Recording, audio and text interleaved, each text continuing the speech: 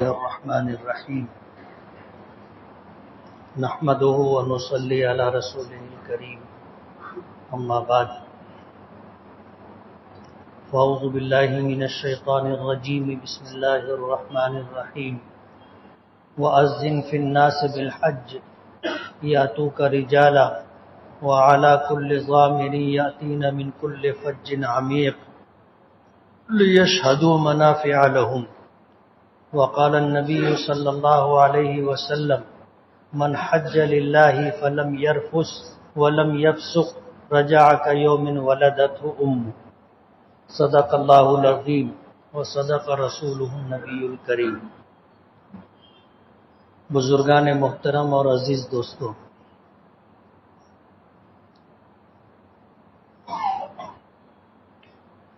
حج اور عمرہ کرنے والے احباب کے لیے اللہ کے گھر پر حاضری کی جو تمہیدی گفتگو تھی وہ کل رکھی تھی. حج دین اسلام کے 5 بنیادی ارکان میں سے ایک رکن ہے. رکن کا مطلب یہ ہے کہ اسلام کی پوری عمارت انہی 5 بنیادوں پر کھڑی ہے.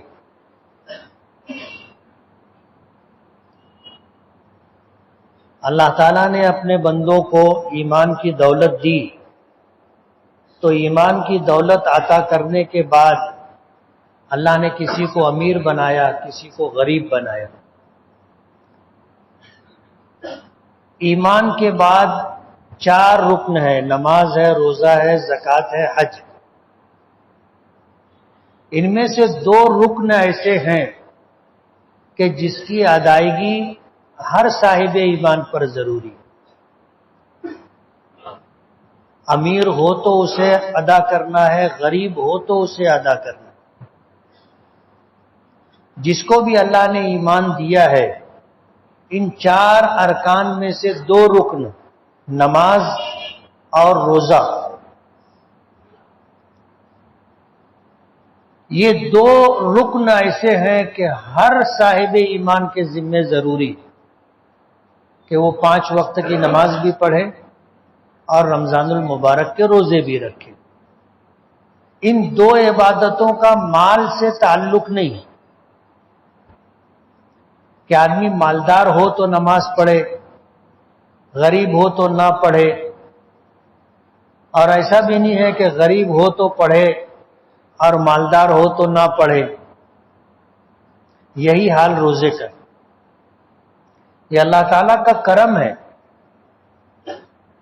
جیسے زکوٰۃ صاحب نصاب پر فرض ہے، اب جو صاحب نصاب نہیں ہے وہ زکوٰۃ نہیں دیتا، یعنی اس رکن کی ادائیگی سے اور اس عبادت کی انجام دہی سے غریب آدمی محروم ہے. وہ زکوٰۃ ادا کرنے والی جو عبادت ہے وہ نہیں کر سکتا، اس کے پاس مال ہی نہیں ہے. مال ہوتا تو اس کا 2.5% زکوٰۃ میں نکالتا. اور حج ہے کہ اس کے لیے استطاعت ضروری ہے. استطاعت کا مطلب یہ ہے کہ وہ شخص جو حج کی انجام دہی کے لیے اپنے مقام سے چلے تو اس کے لیے گھر سے نکلنے سے لے کر گھر واپسی تک کا مکمل خرچ اس کے پاس ہے. اور اسی کے ساتھ جن لوگوں کا نفقہ، جن لوگوں کا خرچہ اس کے ذمے ضروری ہے تو جانے سے لے کے واپسی تک وہ سارا خرچہ اس کا انتظام کر کے جائے. یہ ہے استطاعت. اب جو آدمی مکہ مکرمہ میں رہتا ہے اس کے لیے استطاعت کوئی بڑی رقم کی ضرورت نہیں ہے. اس کے لیے 5 دن کا مسئلہ ہے. 5 دن کا مسئلہ. وہ اپنے گھر سے نکلے، مکے میں رہتا ہے، نہ اس کو جہاز کا کرایہ دینا ہے، نہ اس کے لیے رہائش کا خرچہ ہے، نہ اس کے ذمے معلم فیس ہے، نہ اس کے ذمے ویزا خرچہ ہے. اور نہ دیگر اخراجات. 5 دن کا خرچہ کھانے کا اس کے پاس ہو،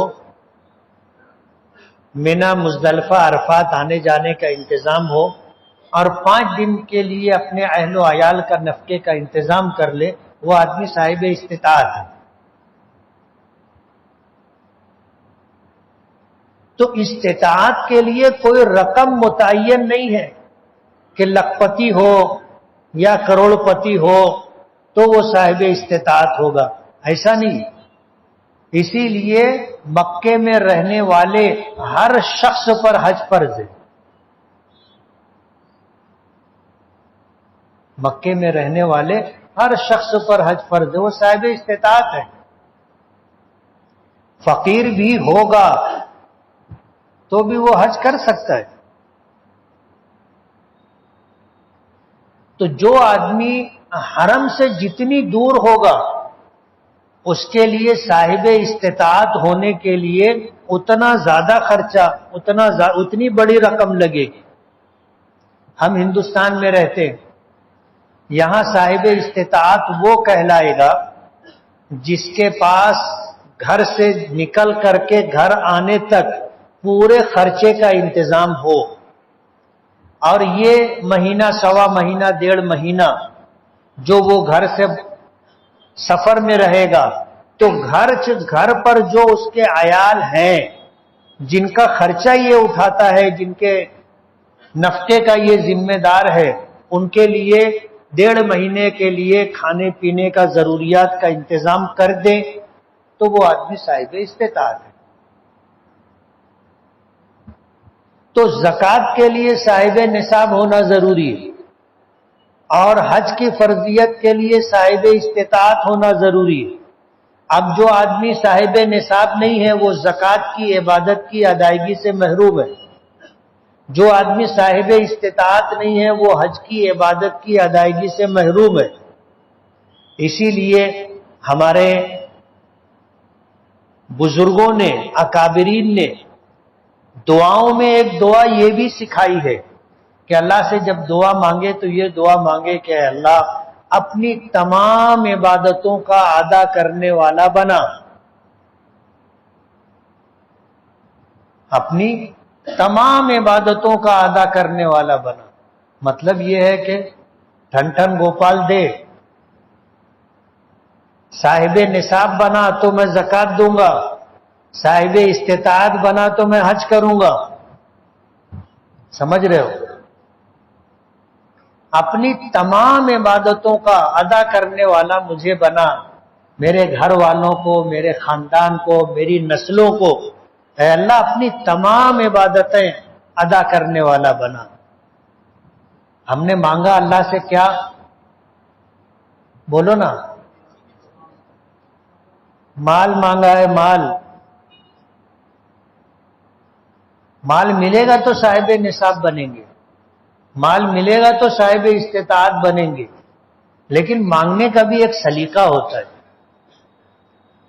مانگنے کا بھی ایک سلیقہ ہوتا ہے.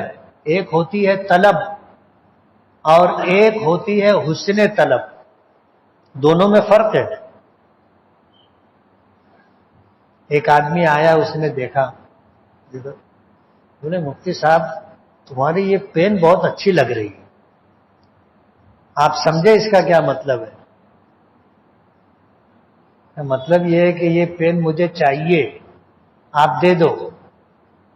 یہ ہے حسن طلب، مانگنے کا خوبصورت انداز. تو اللہ تعالیٰ سے حسن طلب کہ اللہ مجھے، میرے بچوں کو، اہل و عیال کو، میرے گھر والوں کو، میرے خاندان کو، میری قیامت تک آنے والی نسلوں کو اپنی تمام عبادتوں کا ادا کرنے والا بنا. سمجھ رہے ہو؟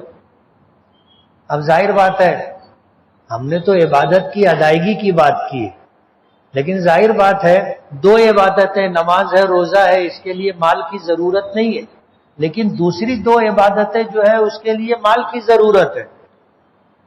تو اللہ سے ہم نے مال مانگا، مگر انداز الگ ہے. اللہ دانا و بینا ہے، سب سمجھتے ہیں، سب جانتے ہیں. کوئی چیز اللہ سے چھپی نہیں، کوئی چیز اللہ سے چھپی نہیں. تو یہ دعا کرنا کہ اپنی تمام عبادتوں کا ادا کرنے والا بنا. اللہ کا کرم یہ ہے کہ اللہ نے جن کو غریب بنایا ہے ان کو بھی اپنی دو عبادتوں کو ادا کرنے کا موقع عطا کیا. اصل میں بات یہ ہے کہ ہم لوگ عبادتوں کو اپنے لیے بوجھ سمجھتے ہیں. نماز پڑھنا، اور وہ بھی فجر کی نماز. اقبال نے کہا نا کہ کس قدر تم پہ گراں صبح کی بیداری ہے، کس قدر تم پہ گراں صبح کی بیداری ہے، ہم سے کب پیار ہے، ہاں نیند تمہیں پیاری. عبادت کیا ہے ہمیں معلوم نہیں. یہ اللہ اور بندے کے درمیان ایک تعلق ہے، ایک رابطہ ہے،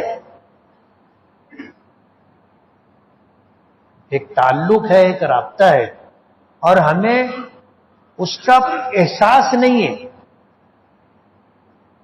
اللہ سے تعلق کوئی معمولی بات نہیں ہے. آج دنیا میں کسی مالدار سے اگر ہمارا تعلق ہو جائے، کسی ایم ایل اے سے ہمارا تعلق ہو جائے، کسی ایم پی سے تعلق ہو جائے، کسی منسٹر سے ہو جائے، چیف منسٹر سے ہو جائے، پرائم منسٹر سے ہو جائے، صدر جمہوریہ سے ہو جائے، تو آدمی اس پر فخر کرتا ہے، لوگوں کے درمیان شان کے ساتھ بتاتا ہے، اور لوگ بھی بولتے ہیں اس کی بہت پہنچ ہے، اس کی بہت پہنچ ہے، اس کا بہت تعلق ہے، کوئی بھی کام ہو یہ جا کے بیٹھ کے کروا لیتا ہے نا ایسا. یہ سارے عہدے داران اللہ تعالیٰ کی قدرت، حاکمیت، اس کے اعلی شان کے سامنے کچھ بھی نہیں ہے، کچھ بھی نہیں ہے.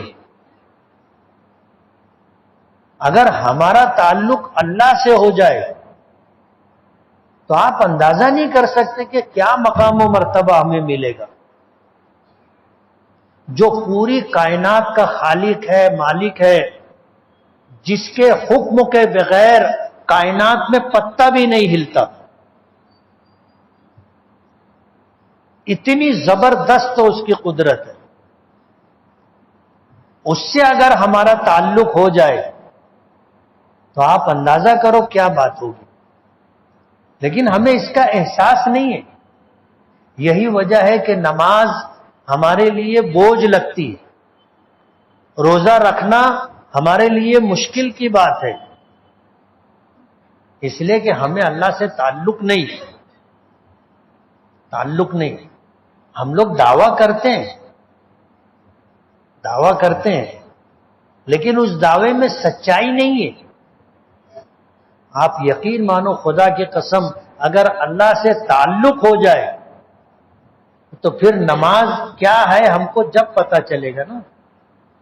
نماز اللہ تعالیٰ کی اللہ کے سامنے ہم کھڑے رہتے، اور جب سجدہ کرتے ہیں تو اللہ کے قدموں میں ہمارا سر ہوتا ہے، اور جب ہم قرآن کریم پڑھتے ہیں تو اللہ سے ہم بات کر رہے ہوتے ہیں.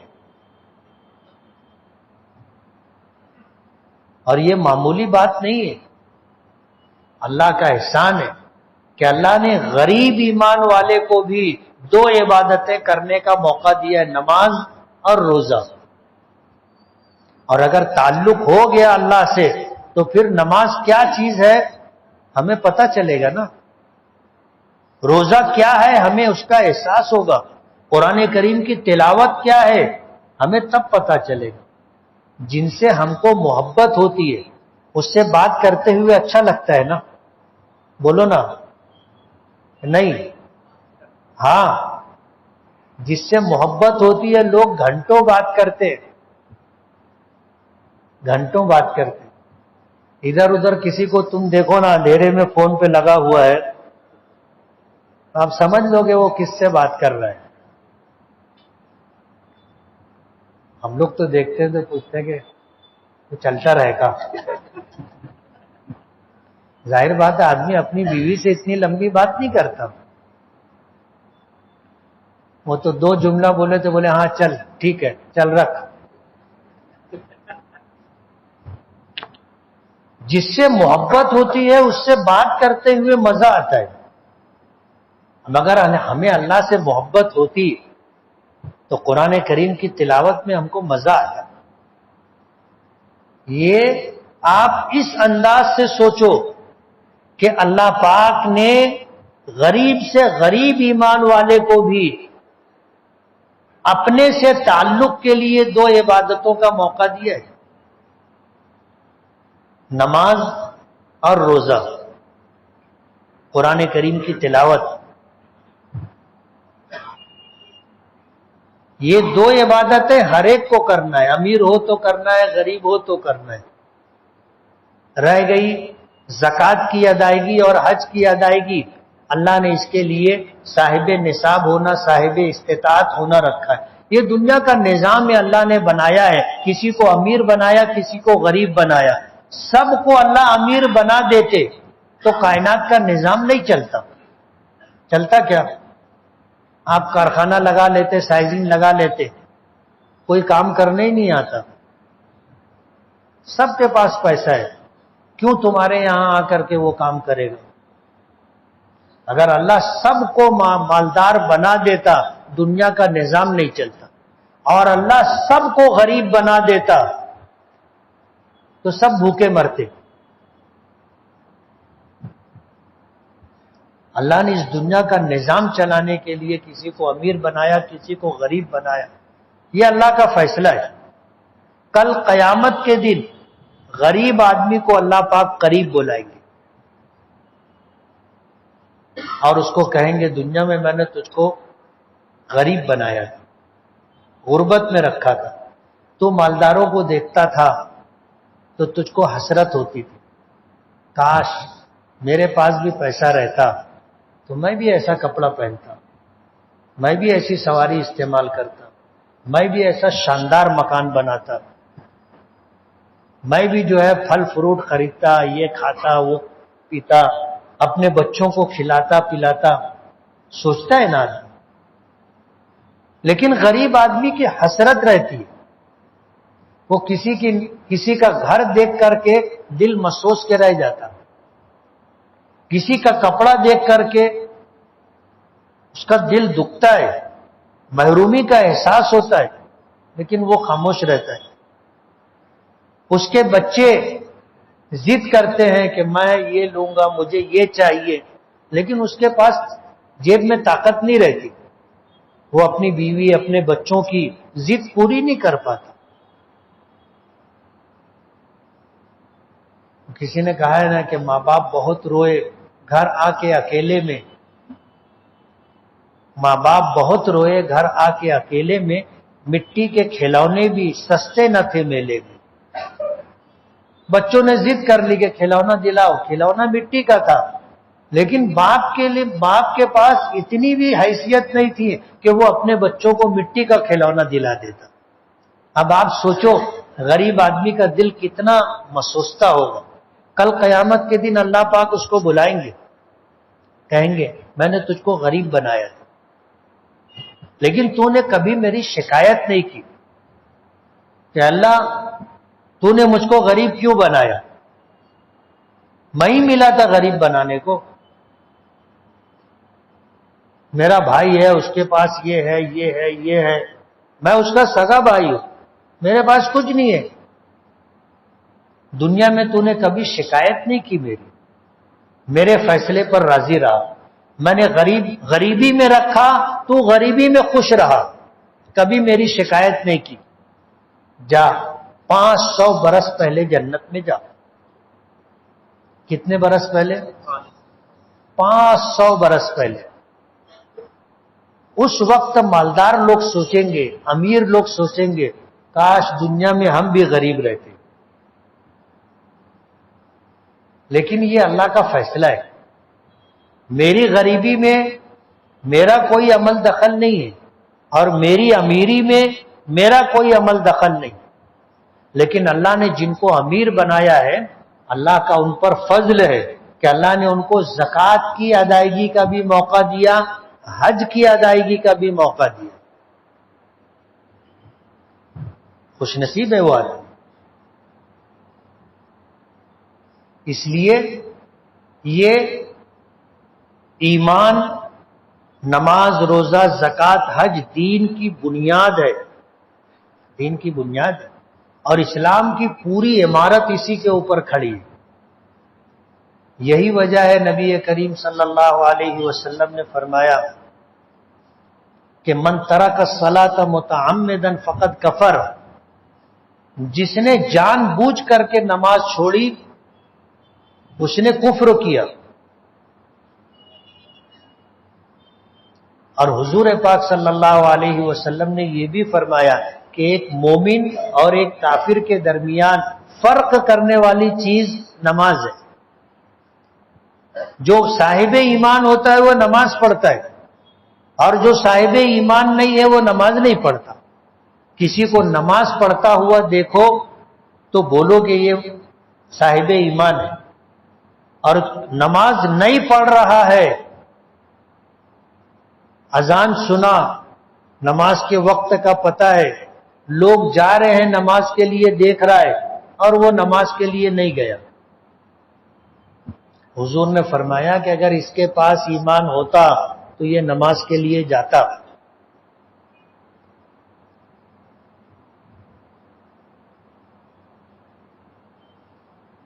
ایک مومن اور ایک کافر کے درمیان فرق کرنے والی چیز نماز ہے.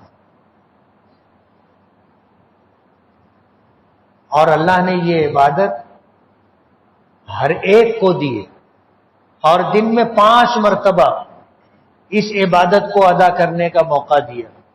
حج تو آدمی زندگی میں 1 مرتبہ کرتا ہے. کچھ لوگ ہوتے ہیں جو 1 سے زیادہ کرتے ہیں، 1 سے زیادہ مرتبہ حج کرتے ہیں، ورنہ عموماً اکثر لوگ 1 حج کرتے ہیں اور پھر دوسرے حج کی حسرت رہتی. لیکن نماز، روزہ اللہ نے ہر ایک کو موقع دیا. اس لیے یہ عبادات جو ہے یہ اصل میں اللہ تعالی سے تعلق کی بات ہے، تعلق کی بات ہے. اور اس تعلق کا اگر ہمیں احساس ہو جائے تو آپ یقین مانو پھر نماز میں اتنا مزہ آئے، روزے میں اتنا مزہ آئے کہ ہم اس کو لفظوں میں بیان نہیں کر سکتے.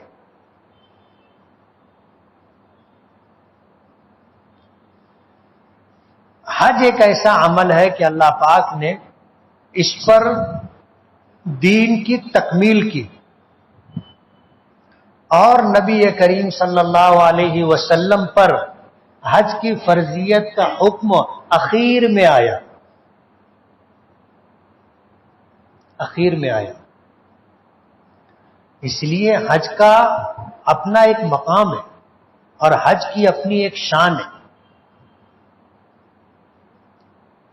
لیکن اگر کوئی غریب آدمی حج کا ثواب حاصل کرنا چاہے تو اللہ نے اس کو مواقع دیے، اللہ نے موقع دیا. حدیث پاک میں آتا ہے کہ کوئی اگر اپنے ماں باپ کو محبت کی نظر سے دیکھے تو اللہ تعالیٰ اس کو مقبول حج کا ثواب دیتے. اگر ثواب ہی لینا ہے تو اللہ نے اس کے لیے مواقع دیے. صحابہ کرام کہنے لگے کہ اللہ کے رسول، اگر ہم دن میں 70 مرتبہ اپنے ماں باپ کو محبت کی نظر سے دیکھیں تو اللہ، حضور نے فرمایا کہ اللہ پاک 70 مرتبہ حج کرنے کا ثواب دے. اس کے خزانے میں کمی نہیں.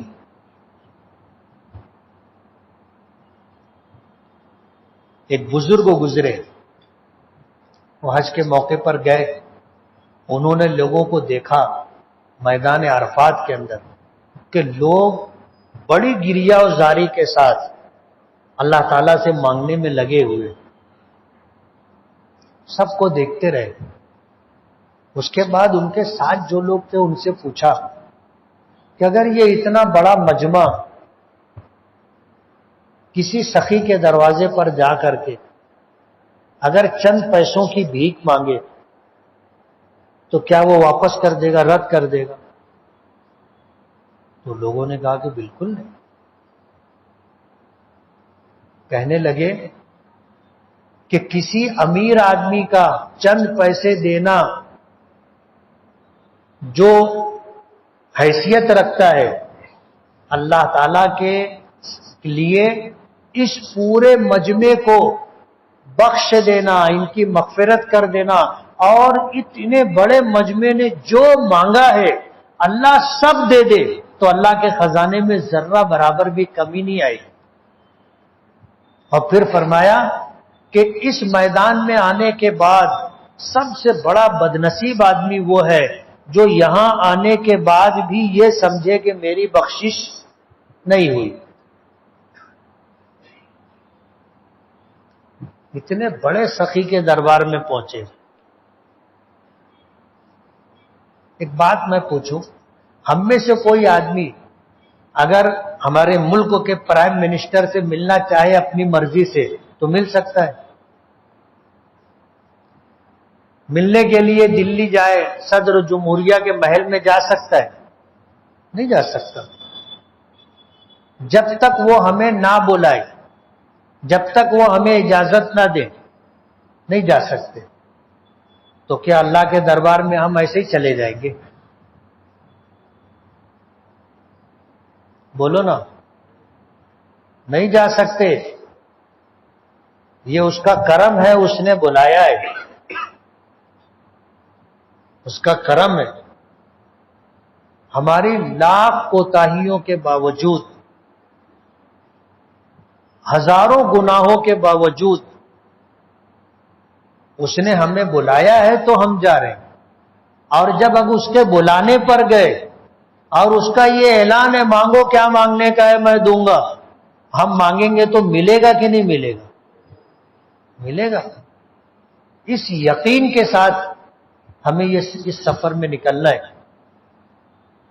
اس یقین کے ساتھ نکلنا ہے۔ ظاہر بات ہے ہم کو یہ بھی تو معلوم رہنا چاہیے کہ کیا مانگنا ہے، کیا مانگنا ہے یہ بھی تو معلوم رہنا چاہیے۔ سکندر کے دربار میں ایک شخص آیا، اس نے اپنی کچھ کاوشوں کو پیش کیا، کچھ صلاحیتوں کو اجاگر کیا۔ سکندر خوش ہو گیا، اس نے کہا کہ مانگ، کیا مانگتا ہے؟ اس نے کہا کہ تمہاری سلطنت دے دو۔ تو سکندر نے کہا کہ یہ تیری اوقات نہیں۔ تو اس نے کہا کہ پھر 1 درہم دے دو۔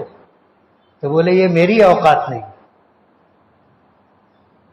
جب سکندر جیسا بادشاہ یہ کہہ سکتا ہے کہ تم مجھ سے 1 درہم مانگا تو یہ تو میری شان کے خلاف ہے۔ میں سکندر ہوں اور تم مجھ سے 1 درہم مانگ رہا ہے، یہ میری اوقات نہیں ہے، میری شان کے خلاف ہے۔ ہم کس کے دربار میں جا رہے ہیں؟ ایسے لاکھوں کروڑوں سکندر مل کر کے اللہ کی قدرت، اس کی حاکمیت اور اس کے خزانوں کی لازوال نعمتوں کے مقابلے میں کچھ بھی حیثیت نہیں رکھتے۔ اس لیے ہم جا رہے ہیں تو ہم کو پتہ بھی تو ہونا چاہیے کہ اس نے اعلان کیا مانگو کیا مانگنے کا۔ اب بتاؤ ہم لوگ کیا مانگیں گے؟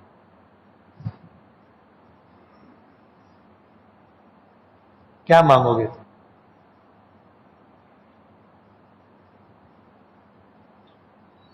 آدمی کو یہی نہیں معلوم کہ مجھ کو مانگنا کیا ہے۔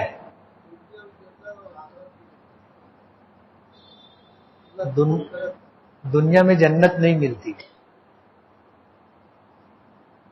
یہ ساری دنیا مل کر کے اپنی تمام تر نعمتوں کے ساتھ، تمام تر خزانوں کے ساتھ جنت میں ایک کمان کے بقدر جگہ کی قیمت نہیں بن سکتی۔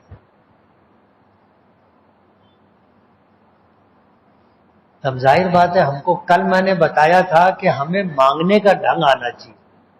آج یہ نوٹ کر لو کیا مانگنے کا. مانگنا ہے تو کیا مانگنے کا.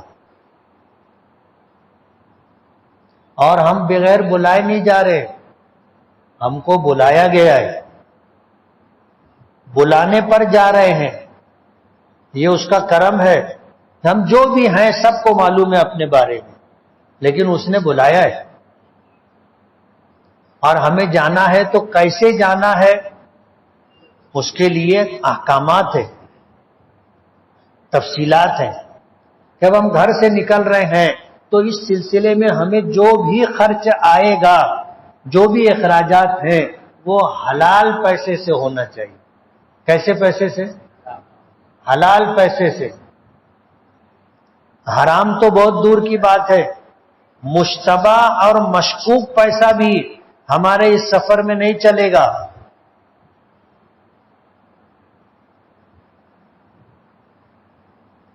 حلال پیسہ چاہیے. اس لیے چھان پھٹک کر کے، غور و فکر کر کے یہ دیکھنا چاہیے کہ اب اس سفر کے اندر میرے جو پیسے خرچ ہو رہے ہیں کیسے ہیں. سمجھ رہے ہو نا؟ جو پیسے خرچ ہو رہے ہیں کیسے ہیں، یہ ہماری ذمہ داری ہے. حلال پیسے سے حج کریں گے، حج قبول ہوگا. اور اگر اس سفر کے اندر حرام اور مشتبہ پیسہ اگر آپ نے استعمال کیا تو آپ کا حج قبول نہیں ہوگا. حدیث پاک میں آتا ہے ان اللہ طیب ولا يقبل الا الطیب، کہ اللہ تعالیٰ پاک و صاف ہے اور پاک و صاف مال ہی قبول کرتا ہے.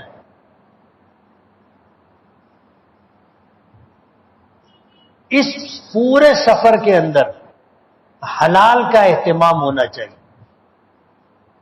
حلال کا. ہم میں سے کتنے لوگ ہیں ماں باپ کا انتقال ہو گیا، بھائی بہنوں کو حصہ نہیں دیتے، وہ حصہ مانگتے رہتے، تقاضا ان کی طرف سے ہوتا رہتا ہے، سب کا مال سمیٹ کے رکھے ہیں.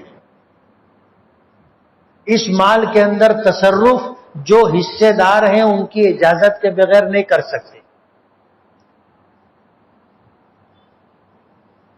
خود حج پہ جا رہے ہیں، کس کا پیسہ استعمال ہو رہا ہے؟ پوچھا ان سے، پوچھا ان سے، اجازت لی ان سے.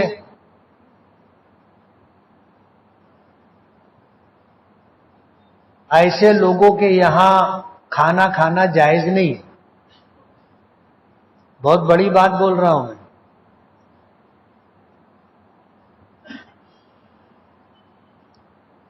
ایسے لوگوں کے یہاں کھانا کھانا، دعوت کھانا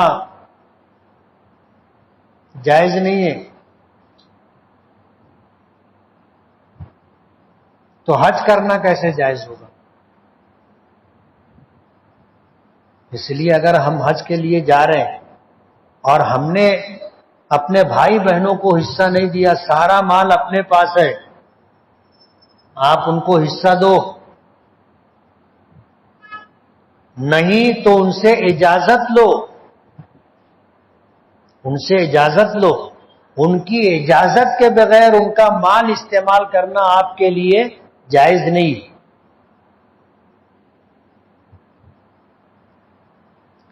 اور حرام مشتبہ مال سے جو حج کیا جائے گا وہ قبول، ذرا زور سے بولو، نہیں ہوگا.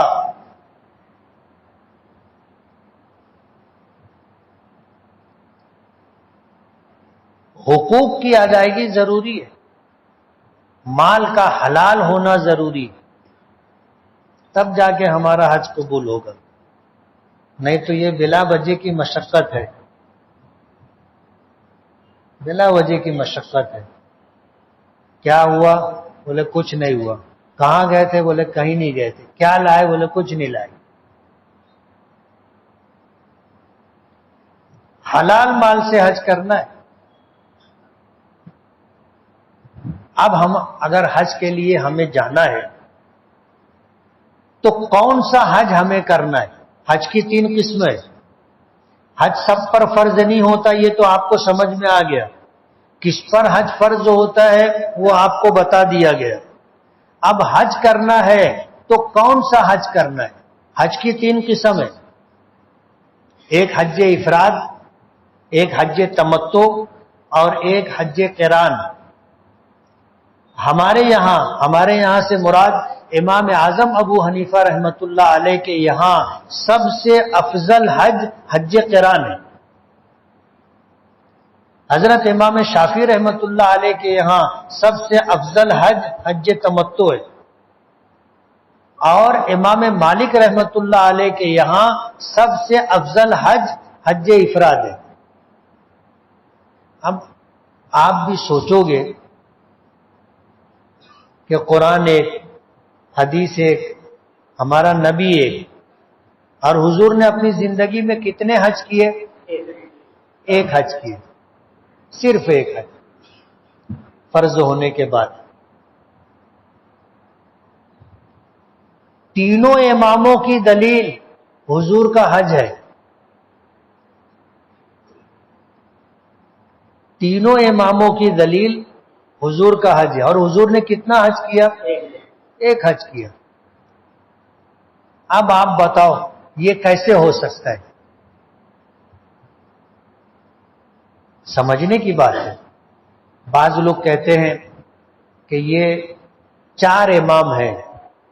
4 امام، امام ابو حنیفہ، حضرت امام شافعی، حضرت احمد، امام احمد ابن حنبل اور حضرت امام مالک، 4 ہیں. اور علماء کہتے ہیں کہ چاروں برحق ہیں، چاروں حق پر ہیں. تو کچھ لوگ کہتے ہیں کیسے ہو سکتا ہے؟ چاروں حق پر کیسے ہو سکتے؟ سوال سمجھ رہے ہو آپ؟ بات سمجھ میں آ رہی ہے؟ جو لوگ ان اماموں کو نہیں مانتے وہ بولتے ہیں یہ چاروں حق پر کیسے ہو سکتے ہیں؟ اب حضور نے ایک حج کیا. ایک امام کہتے ہیں کہ حج افراد افضل ہے، ایک کہتے ہیں کہ حج تمتع افضل ہے، ایک کہتے ہیں کہ حج قران افضل ہے. اور تینوں کی دلیل حضور پاک صلی اللہ علیہ وسلم کا حج. اور حضور نے کتنے حج کیے؟ ایک حج. ہے نا بہت پیچیدہ گتھی ہے، بہت پیچیدہ گتھی. کیسے سدھی ہوگی؟ یہی بات سمجھانے کے لیے میں یہ موضوع پکڑا. حضور پاک صلی اللہ علیہ وسلم کا حج ہمیں سمجھنا پڑے گا. جب حج ہم سمجھیں گے تو ہم کو یہ سمجھ میں آئے گا کہ یہ تینوں اماموں کی دلیل اپنی اپنی جگہ کیسے صحیح ہے. میں نے کل بتایا تھا کہ سن 8 ہجری میں حج فرض ہوا، مکہ فتح ہوا، حج فرض ہوا. کچھ لوگوں نے حضور کی اجازت سے مکے میں رک کر کے حج کیا. سن 9 ہجری میں حضور نے حضرت ابوبکر صدیق کو امیر الحج بنایا اور حج کے لیے حاجیوں کی جماعت کو روانہ کیا. سن 10 ہجری میں ہمارے آقا نے خود حج کیا. اب حضور کا حج یہ تھا کہ جب آپ مدینہ منورہ سے نکلے تو آپ بیر علی ذوالحلیفہ پہنچے، جو مدینہ اور مدینے کی جہت میں رہنے والوں کے لیے میقات ہے. یعنی مدینے کی طرف سے جو لوگ آتے ہیں وہ احرام کہاں سے باندھیں گے؟ ذوالحلیفہ سے باندھیں گے. ہم ہندوستان کے لوگ ہیں، ہم جب جاتے ہیں تو ہمیں یلملم سے پہلے احرام باندھنا ہے. اب حضور مدینہ سے چلے تو حضور کو کہاں احرام باندھنا تھا؟ ذوالحلیفہ پر. آج اس کو بیر علی بھی کہتے. ظہر کی نماز کے بعد حضور مدینے سے نکلے تھے. کب نکلے تھے؟ ظہر کی نماز کے بعد. آپ چلے ذوالحلیفہ پہنچے، مدینے سے قریب ہے. آپ نے وہاں عصر کی نماز پڑھی، مغرب کی نماز پڑھی، عشاء کی نماز پڑھی، تمام ازواج مطہرات ساتھ میں تھی۔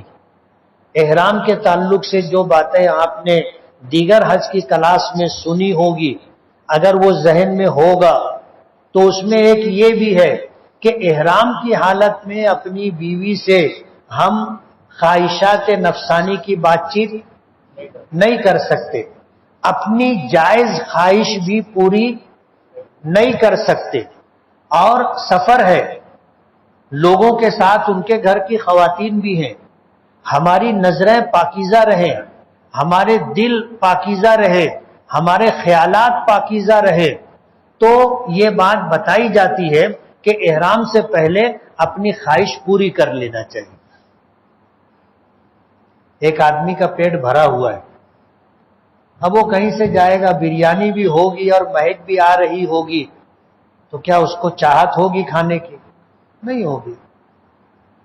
اس کو بولیں گے بھی بہت اچھی بریانی، بولیں نہیں میرا پیٹ بھرا ہے، یہی جواب دے گا نا، مجھے بھوک نہیں ہے، نہیں کھانا ہے۔ شریعت کے، اللہ کے نبی صلی اللہ علیہ وسلم کے جو اعمال ہیں ان میں کیا حکمتیں ہیں، آدمی جب تھوڑا سا غور کرے تو سمجھ میں آتا ہے۔ احرام سے پہلے اپنی خواہش، ضرورت پوری کرنے کو، حضور پاک صلی اللہ علیہ وسلم نے رات میں تمام ازواج مطہرات سے ملاقات کی۔ فجر کی نماز سے پہلے آپ نے غسل فرمایا اور احرام کی 2 چادریں باندھی، 2 رکعت نماز پڑھی، احرام کی نیت سے نفل نماز پڑھی، اور 2 رکعت مکمل کرنے کے بعد اللہ کے رسول صلی اللہ علیہ وسلم نے حج کی نیت کی۔ کیا نیت کی؟ حج کی نیت کی کہ اللہم انی ارید الحج فیسرہ لی وتقبلہ منی، کہ اللہ میں نے حج کی نیت کی ہے، اسے تو میرے لیے آسان فرما دے اور قبول فرما دے۔ حج کی نیت کر کے آپ چلے، بیر علی ذوالحلیفہ سے آپ مکے کی طرف آگے بڑھے۔ جاتے ہوئے راستے میں ایک وادی آئی جس کو وادی عقیق کہتے، اس کا نام ہے عقیق، وادی عقیق۔ حدیث پاک میں آتا ہے، بخاری شریف کی روایت ہے، حضور جب وہاں اپنے ساتھیوں کے ساتھ پہنچے تو حضرت جبرائیل آئے اور آ کر کے اللہ پاک کی طرف سے یہ پیغام دیا، قل عمرۃ فی حجۃ،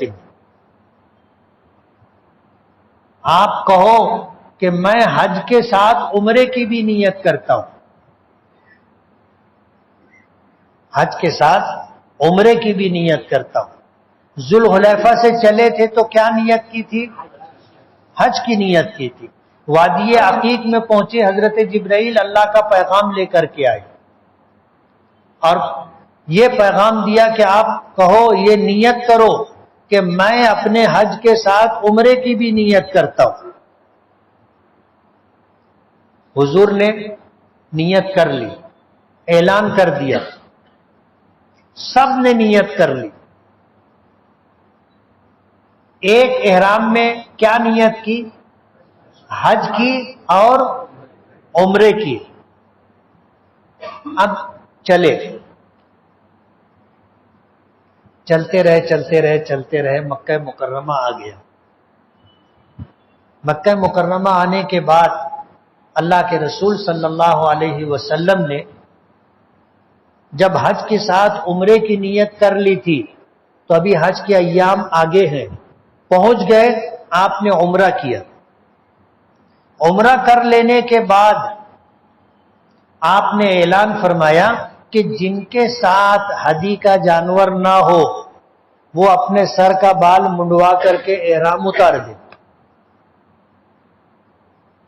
اور جن کے ساتھ ہدی اور قربانی کا جانور ہو وہ اپنا سر نہ منڈائیں، احرام کو باقی رکھیں، حج کریں، اور حج کرنے کے بعد جب ان کو سر منڈانا ہے اس وقت سر منڈا کر کے احرام اتاریں۔ اب صحابہ کرام تذبذب میں پڑ گئے، وجہ اس کی یہ تھی کہ زمانہ جاہلیت سے یہ بات مشہور تھی، زمانہ جاہلیت میں، کہ حج کے دنوں میں عمرہ کرنا افجر الفجور ہے، کبیرہ گناہوں میں سب سے بڑا گناہ حج کے مہینوں میں عمرہ کرنا۔ اور حج کے مہینے کیا ہے؟ کون بتائے گا؟ ارے ہاتھ اٹھاؤ نا، کون بتائے گا؟ حج کلاس میں جانا نہیں ہوا کیا آپ لوگوں کا؟ جو مولانا لوگ ہیں ان کو معلوم ہے، میں عام لوگوں سے پوچھ رہا ہوں۔ حج کے مہینے 2 مہینہ 10 دن ہے، شوال کا مہینہ، ذی-قعدہ کا مہینہ اور ذی الحجہ کے پہلے 10 دن، یہ 2 مہینے 10 دن اشہر حج کہلاتے ہیں۔ حج کے مہینے، حج کے دن، ایام، یہ 2 مہینہ 10 دن۔ اس 2 مہینہ 10 دن کے اندر جو آدمی صاحب استطاعت ہوگا اس پر حج فرض ہوگا۔ اب ایک آدمی ہے، اس کے پاس رمضان سے پہلے مال تھا، کتنا تھا؟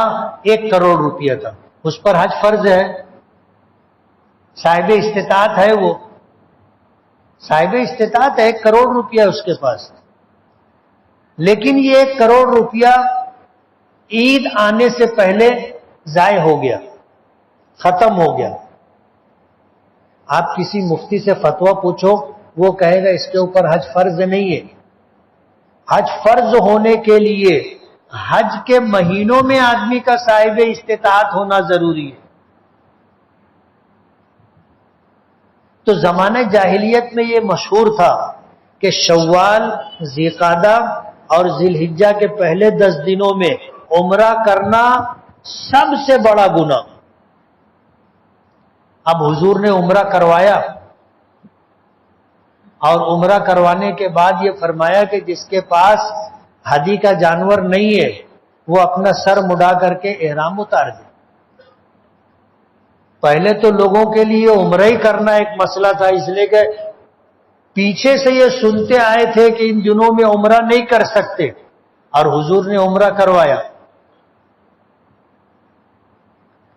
صحابہ کرام میں سے بعض لوگوں نے ایسی بات کہی کہ وہ بات مجھے کہتے ہوئے تھوڑا سا تردد ہو رہا ہے، لیکن حضور کا حکم تھا عمرہ کرو، انہوں نے عمرہ کیا۔ اب حضور نے فرمایا جس کے پاس حجی کا جانور نہیں ہے وہ سر مڈا کر کے احرام اتار دے۔ اب لوگ تذبذب میں رہے، اللہ کے رسول صلی اللہ علیہ وسلم کی طرف دیکھتے رہے کہ ایسا کیسا حکم ہے۔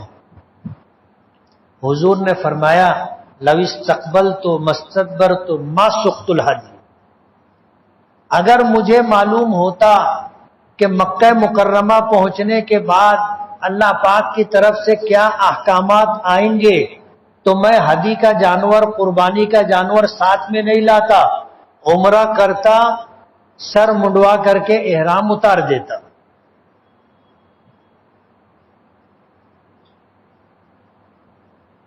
سمجھ میں آئی بات؟ امام مالک رحمت اللہ علیہ، امام احمد ابن حنبل رحمت اللہ علیہ فرماتے ہیں کہ حج افراد افضل ہے۔ کیوں؟ بولے حضور نے ذوالحلیفہ پر کائے کی نیت کی تھی؟ حج کی نیت کی تھی۔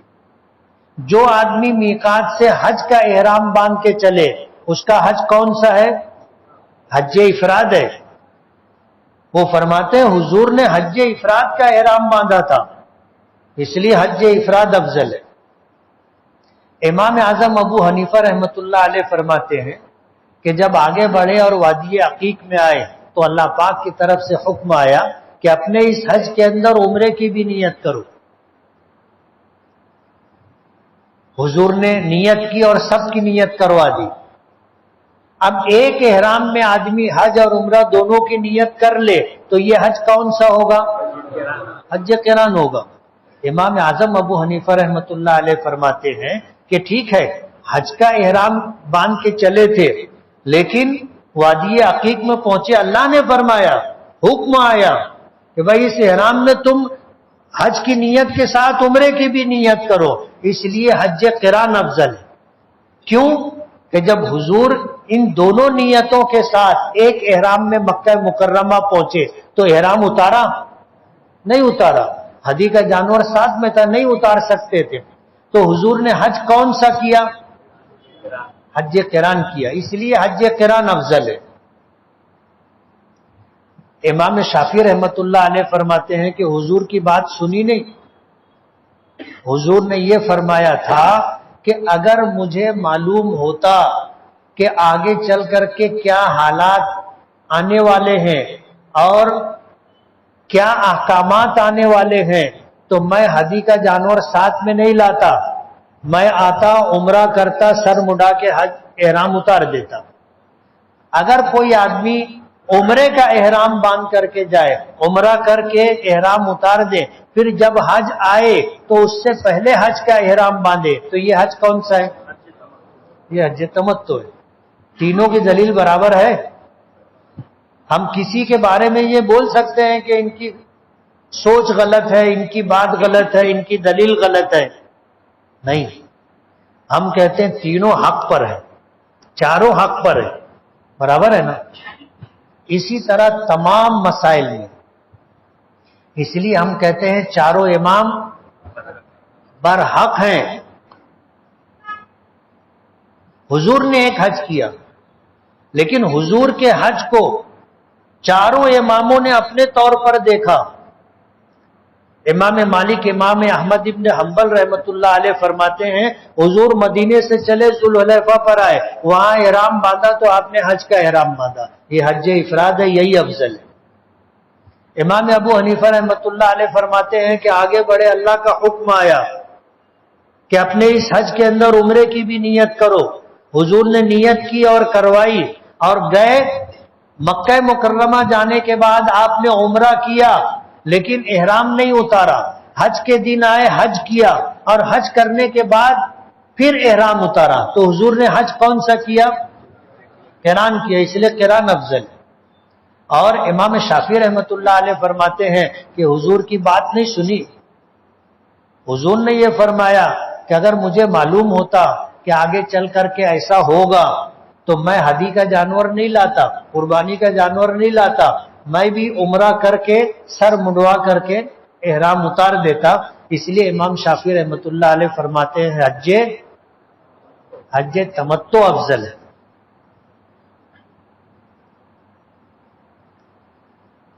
عام طور پر حج کلاس میں حج تمتع کے مسائل بتائے جاتے ہیں. آسان حج وہی ہے, آسان حج وہی ہے, اور ہم لوگ کمزور لوگ ہیں. احرام سنبھالنا ہمارے لیے مشکل ہو جاتا ہے دو وجہ سے. ایک تو یہ کہ ہم اس کے عادی نہیں, اس کا تحمل ہمارے لیے مشکل ہو جاتا ہے. اور دوسرے اس لیے کہ اس کے جو مسائل ہیں کہ احرام میں کیا کر سکتے کیا نہیں کر سکتے, اس کی ہمیں پوری معلومات نہیں رہتی. اسی لیے بہت مسائل پیش آتے نا. پھر یہ ہوتا ہے کہ تم کو صدقہ دینا پڑے گا, تم کو دم دینا پڑے گا چھوٹے والا, اور تم کو بڑے والا دم دینا پڑے گا. لوگوں کو مسائل پیش آتے, یا تو مسائل معلوم نہیں رہتے یا یاد نہیں رہتے, آدمی بے خیالی میں بھول جاتا. جیسے ہماری عادت ہے بیت الخلا گئے, وہاں سے آئے تو صابن سے ہاتھ دھوتے, ہم لوگ دھوتے نا. اب آدمی احرام کی حالت میں ہوتا ہے, نکلا باہر, وہاں پہ وہ لکوڈ رکھا رہتا ہے خوشبودار, وہ آتا ہے ادھر دیکھتا ہے ایسے, اب وہ سب ایسے ایسے کر لیا, ابے ابے ابے ابے کیا بولے صابن لگا لیے تھے. اب وہ بولتا ہے ہاں یار لگ گو. اب چلو مسئلہ پوچھیں گے. گئے مسئلہ پوچھے, بولے دم کیا لگتا ہے, اور دم بولے تو 500 ریال ہے. دم بولے تو 500 ریال.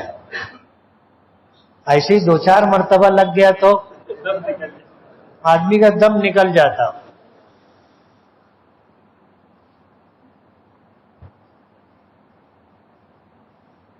تو حج تمتع کے مسائل بتائے جاتے ہیں تاکہ احرام کی پابندیاں لمبے زمانے تک نہیں رہیں. لیکن حج کون سا افضل ہے؟ حج قران، جس کا حکم اللہ نے اپنے نبی کو دیا تھا، اور اللہ کے نبی نے جو حج کیا تھا وہ حج سب سے افضل ہے، حج قران. اللہ اگر ہمت دے اور حج کی تیاری مسائل کے ساتھ آپ نے اگر کر لی ہے تو آپ کو حج قران کرنا چاہیے. یہ سب سے افضل حج ہے. یہ حج نبی کریم صلی اللہ علیہ وسلم نے کیا. اس حج کے کرنے کا حکم کدھر سے آیا تھا؟ اللہ پاک کی طرف سے آیا.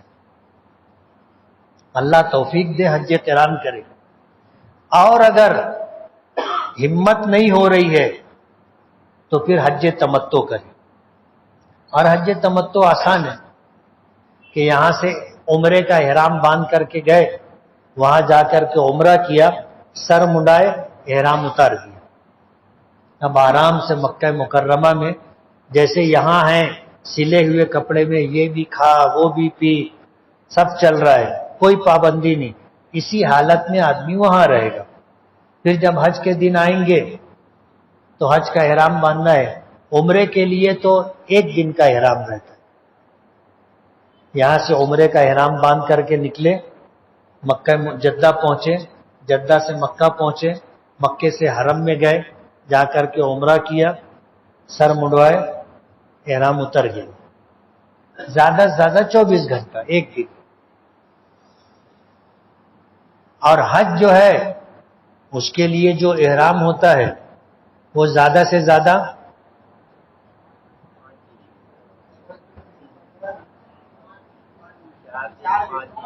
بولو نا کتنے دن؟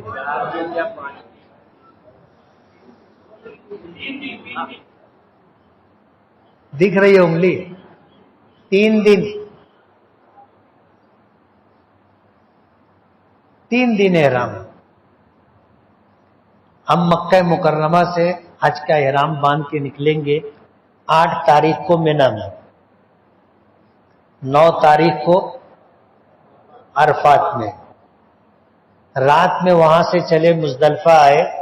10 تاریخ کی صبح مزدلفہ میں ہم نے وقوف کیا، مینا آئے، اور آ کر کے بڑے شیطان کو ہم نے کنکری ماری. کنکری مارنے کے بعد قربانی ہو گئی. قربانی ہونے کے بعد سر منڈا دیا، احرام اتر گیا. کتنے دن ہوئے؟ 8 9 10. یہ ہندی کی چندی جو اس لیے کر رہا تاکہ تم کو اچھی طرح سمجھ میں آ جائے، اور جب سمجھ میں آ جائے گا تو کرنا آسان ہو جائے گا. 3 دن حج کا احرام رہتا ہے. حج ہوتا ہے 5 دنوں میں، لیکن احرام کتنے دن رہتا ہے؟ 3 دن رہتا ہے. اس لیے حج تمتع کے مسائل بتائے جاتے ہیں کہ آدمی حج تمتع کرے، 1 دن عمرے کا احرام اور 3 دن حج کا احرام. اور وہاں رہ کر کے جو عمرہ کرتے ہیں وہ تو 2-4 گھنٹے کا احرام ہوتا ہے. آدمی مسجد عائشہ گیا، وہاں سے احرام باندھ کے آیا، آ کر کے عمرہ کیا، سر منڈوایا، احرام اتار دیا. 2-4 گھنٹے کا احرام رہتا ہے. اس لیے میں نے کل آخر میں ایک بات کہی تھی کہ حج مشکل نہیں ہے. لگتا ہے مشکل؟ کسی کو مشکل لگتا ہے حج؟ نہیں، حج آسان ہے. حج آسان ہے، بس آپ کو سمجھنا ہے. آپ سمجھ لو گے آپ کے اندر ہمت آ جائے گی. بہت سارے لوگ ایسے ہیں جن کو حج کے لیے ان کے گھر والے بھیجنا چاہتے، وہ نہیں جاتے، بولے نہیں میں نہیں جاؤں. ہمت نہیں ہوتی ان کی. پتہ نہیں وہ حج کو کیا سمجھتے ہیں، ان کی ہمت نہیں ہوتی. آپ اگر سمجھ لو گے تو آپ کے اندر ہمت آ جائے گی، اور ہمت آ جائے گی تو حج کر لو گے. مشکل نہیں ہے، آسان ہے حج. تو حج تمتع نام ہے، آدمی ایک احرام سے عمرہ کرے عمرہ کرنے کے بعد احرام اتار دے، دوسرے احرام سے حج کرے، اور 10 تاریخ کو حج کے اعمال و ارکان جو ہیں وہ پورے کر کے احرام اتار دے. اس کو حج تمتع کہتے ہیں. حج کرنا ہو یا عمرہ کرنا ہو، دو چیزیں، ایک چیز ضروری ہے، احرام. بغیر احرام کے نہ عمرہ ہوگا نہ حج ہوگا. حج اور عمرے کے لیے احرام شرط ہے. کیا ہے؟ شرط ہے. اور فقہی اصطلاح میں کہا جاتا ہے اذا فات الشرط فات المشروط. اگر شرط فوت ہو گئی تو مشروط بھی فوت ہو جاتا ہے. تم نے اگر شرط پوری نہیں کی، احرام نہیں باندھا، تو عمرہ ہوگا؟ نہیں ہوگا. حج ہوگا؟ نہیں ہوگا. حج اور عمرے کے لیے احرام شرط ہے. مردوں اور عورتوں کے احرام میں فرق ہے. مردوں کا احرام جو نبی کریم صلی اللہ علیہ وسلم نے ہمیں بتایا اور اس زمانے سے لے کے آج تک تسلسل کے ساتھ وہی امت میں چلا آ رہا ہے، وہ یہ ہے کہ مرد حضرات سلے ہوئے کپڑے نہیں پہن سکتے، سر نہیں ڈھانک سکتے، چہرہ نہیں ڈھانک سکتے. سمجھ رہے ہو؟ سلا ہوا کپڑا نہیں پہن سکتے. پھر کہا کہ احرام کی 2 چادر استعمال کرو. 2 چادر استعمال کرو احرام کے لیے. ہم لوگ چادر کو بھی احرام بول دیتے ہیں. وہ احرام کی چادر ہے، احرام نہیں ہے. احرام کی چادر ہے. احرام نام ہے حج اور عمرے کی نیت کے ساتھ شرط کو پورا کرنا. اور مردوں کے لیے شرط یہ ہے کہ سلا ہوا کپڑا نہیں پہن سکتے. تو ہم یہ سلا ہوا کپڑا اتار دیتے، ایک چادر لنگی کی جگہ باندھ لیتے اور ایک چادر اپنے اوپر کے جسم کو ڈھانکنے کے لیے اوڑھ لیتے. زمانے جاہلیت جیسا ہم حج نہیں کرتے کہ اب حج کرنا ہے، طواف کرنا ہے تو سارے کپڑے اتار دو. ایسا ہی تھا زمانے جاہلیت میں کہ اگر اللہ کے گھر کا طواف کرنا ہے تو بغیر کپڑے کے. اب آپ سوچو کیسے ہوتا. تو ہم سلے ہوئے کپڑے مرد حضرات نہیں پہن سکتے. ہم 2 چادریں، ایک لنگی کی جگہ باندھیں گے اور ایک اوپر کے جسم کو ڈھانکنے کے لیے، اس لیے کہ یہ حیا کا تقاضا ہے. اور ستر گھٹنوں سے لے کر کے ناف تک کا حصہ مرد کے لیے یہ ستر ہے. یہ ہم کسی کے سامنے کھول نہیں سکتے، کسی حالت میں ہمارے لیے جائز نہیں، الا یہ کہ کوئی مجبوری ہو. ورنہ نہ ہم مرد کے سامنے اپنا یہ حصہ کھول سکتے، نہ بیوی کے ساتھ، نہ عورت کے سامنے. جائز نہیں. ہاں، مرد کے لیے اپنی بیوی اور بیوی کے لیے مرد، ان کے لیے ایک دوسرے کا ستر دیکھنا جائز ہے. لیکن احرام کی حالت میں ظاہر بات ہے ہم لوگ سب لوگوں کے درمیان ہوں گے تو ستر کھلا نہیں رہنا چاہیے. اور یہ مسئلہ میں اس لیے بتا رہا ہوں کہ بعض لوگ احرام ایسا باندھتے کہ نیچے لٹکا رہتا ہے اور ناف کے نیچے کا حصہ آنا وغیرہ دکھتا رہتا ہے. جائز نہیں ہے.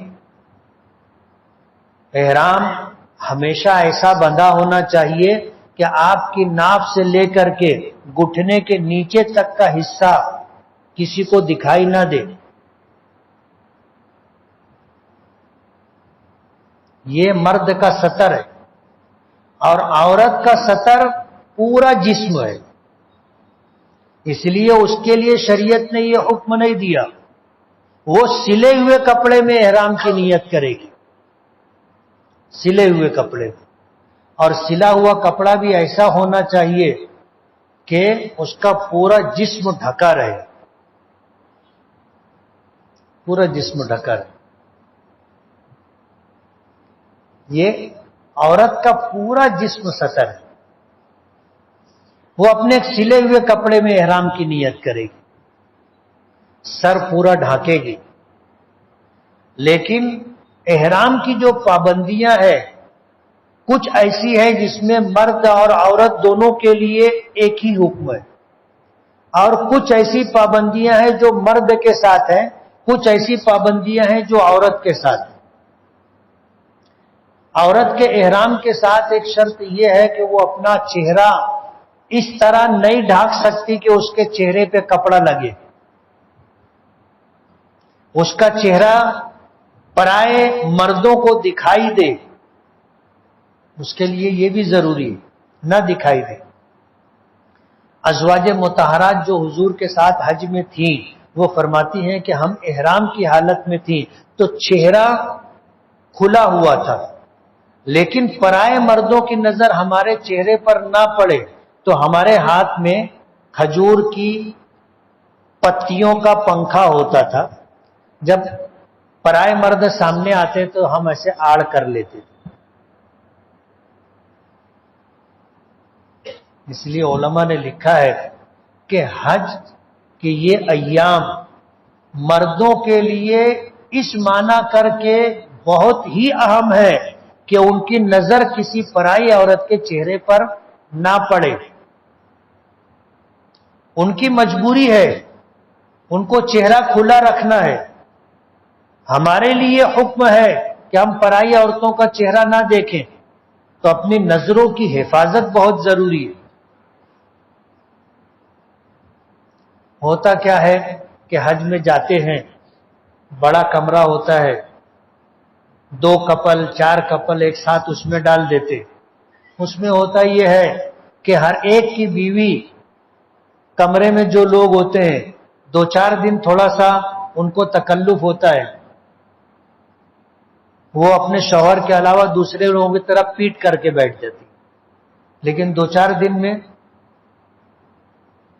سب ختم ہو جاتا، پھر وہ پوچھنے لگتی بھیا تم کھاؤ،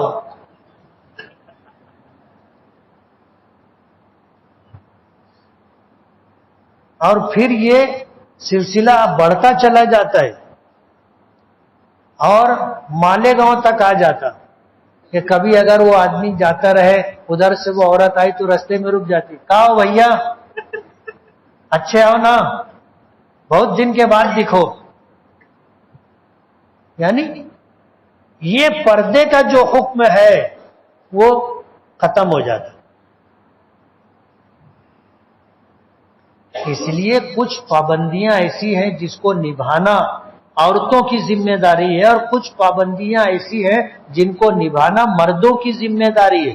ہم لوگ دیکھو حج کرنے جا رہے ہیں، سیر و تفریح کے لیے نہیں جا رہے، ہمارا حج قبول ہونا ہی چاہیے، پتہ نہیں اس کے بعد ہمارا بلانا ہو نہ ہو، تو اس حج کو ہمیں ایسا کرنا ہے کہ اس میں کسی قسم کی کوئی نافرمانی نہ ہو، کوئی بے حیائی کی بات نہ ہو، کوئی لڑائی جھگڑا نہ ہو، ہے نا، فلا رفث ولا فسوق ولا جدال فی الحج، کہ حج کے اندر کوئی بے حیائی کی بات نہیں ہونی چاہیے، جیسے ہم لوگ کرتے ہیں، ہماری خواتین کرتی ہیں، پرائے مردوں سے ایک دم بے تکلف ہو جاتی، یہ بے حیائی ہے۔ ولا فسوق، حج میں کسی طرح کی نافرمانی نہیں ہونی چاہیے، ولا جدالا، اور حج میں کسی طرح کا جھگڑا نہیں ہونا چاہیے، اور شیطان پوری کوشش کرتا ہے ہمارا حج خراب ہو، اس کے لیے ہم سے بے حیائی کا ارتکاب کرواتا ہے، نافرمانی کا ارتکاب کرواتا ہے، لڑائی جھگڑا کرواتا ہے۔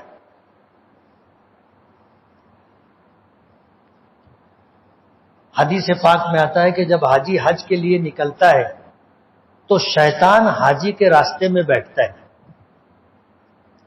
حاجی کے راستے میں بیٹھتا ہے، اور اس کی کوشش یہ ہوتی ہے کہ حاجی کا حج خراب ہو،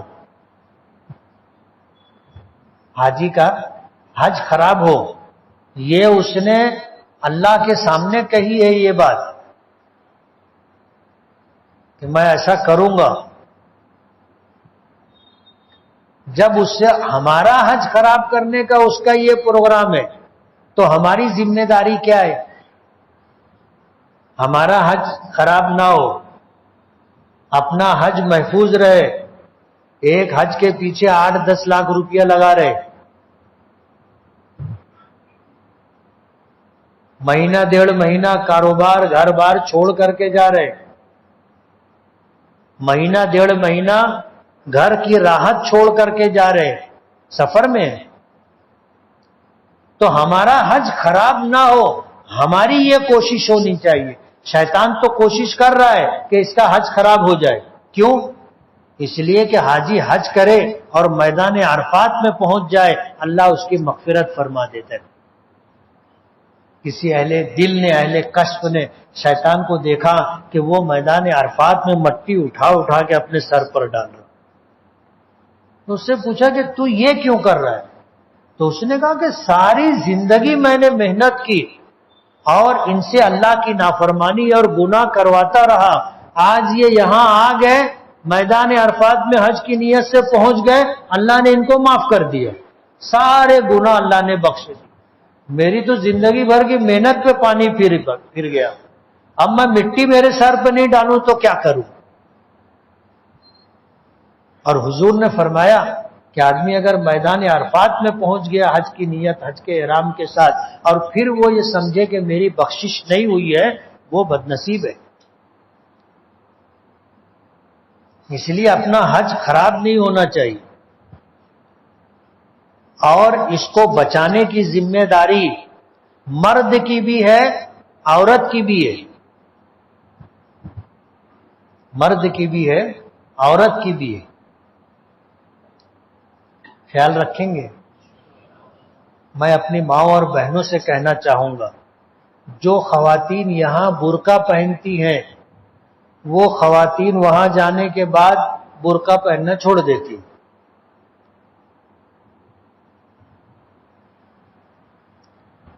کچھ بولے سب عرفاتی بھائی بہن ہیں، کیا جملہ بولتے ہیں؟ سب عرفاتی بھائی بہن ہیں، ایسا نہیں ہے۔ بھائی بولنے سے کوئی بھائی ہو جاتا ہے کیا؟ اور بہن بولنے سے کوئی بہن ہو جاتی ہے کیا؟ نہیں ہوتی۔ جو بھائی ہے، جو بہن ہے، اللہ نے جس کو بھائی بنایا وہ بھائی ہے، جس کو بہن بنایا وہ بہن ہے۔ تمہارے میرے بولنے سے کوئی بھائی اور بہن تھوڑی بنتا ہے۔ اس لیے حج کے لیے بھی احرام ضروری ہے اور عمرے کے لیے بھی احرام ضروری ہے۔ بغیر احرام کے نہ حج ہوگا نہ عمرہ ہوگا، اس لیے احرام کو سمجھنا ضروری ہے۔ احرام کس طرح باندھا جائے گا، کیسے باقی رکھا جائے گا، احرام میں کیا پابندیاں ہیں، اس کو سمجھنا ضروری ہے، اور اس کا استحضار ضروری ہے ہر وقت کہ بھئی احرام میں میرے لیے کیا کرنا درست ہے اور کیا کرنا درست نہیں ہے، ضروری ہے۔ اس لیے کل انشاءاللہ احرام عمرہ بتائیں گے، اور پرسوں انشاءاللہ حج بتائیں گے، اور تیسرے دن مدینہ منورہ کی حاضری۔ خیال رہے گا؟ کل سے جو باتیں ہوں گی، باتیں تو یوں تو سبھی ضروری ہے، لیکن کہنے کی بہت ساری باتیں، لوگوں نے حج کے مسائل پر جو کتابیں لکھی ہیں وہ کئی ہزار صفحات میں، حج کے مسائل، حج کے احکام، مکہ مکرمہ مدینہ منورہ کی تاریخ، ایسے ملا کر کے کئی ہزار صفحات ہوتے ہیں، اب وہ سب تو بتا نہیں سکتے، اور وہ سب بتائیں گے تو کام کی بات یاد بھی نہیں رہے گی. اس لیے مزید باتوں میں نہ جاتے ہوئے کل احرام اور عمرہ، پرسوں انشاءاللہ حج، اور اس کے بعد نرسوں مدینہ منورہ کی حاضری اور اس کے آداب. سبحان اللہ و بحمدہ، سبحانک اللہم و بحمدک، نشہد ان لا الہ الا انت، نستغفرک و نتوب الیک.